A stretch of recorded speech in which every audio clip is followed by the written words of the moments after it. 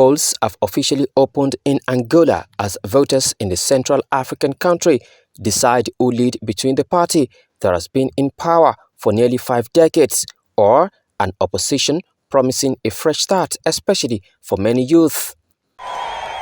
President João Lourenço of the governing MPLA faces the rebel-turned opposition group Unita's Adalberto Costa Júnior.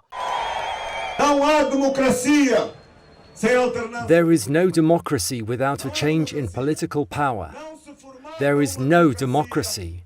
A democracy cannot be formed with the governance of the same political power continuously.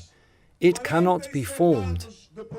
47 years of exclusive power brought fears, brought vices, brought delays, and we have concluded today that the continuity of the single party in power corresponds to the postponement of Angola's development. The MPLA, which has been in power for more than 4 decades, has been criticized for not tackling high levels of poverty, inflation and unemployment. President João Lourenço has promised to reform Angola's oil-driven economy, but some did not believe in him due to a growing wave of discontent fueled by high levels of poverty and unemployment.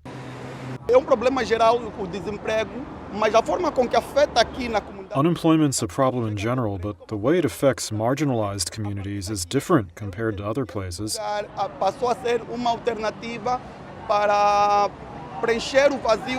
This place has become an alternative to fill the void of what exists, because there are no places where young people can have fun, where they can go for entertainment or information.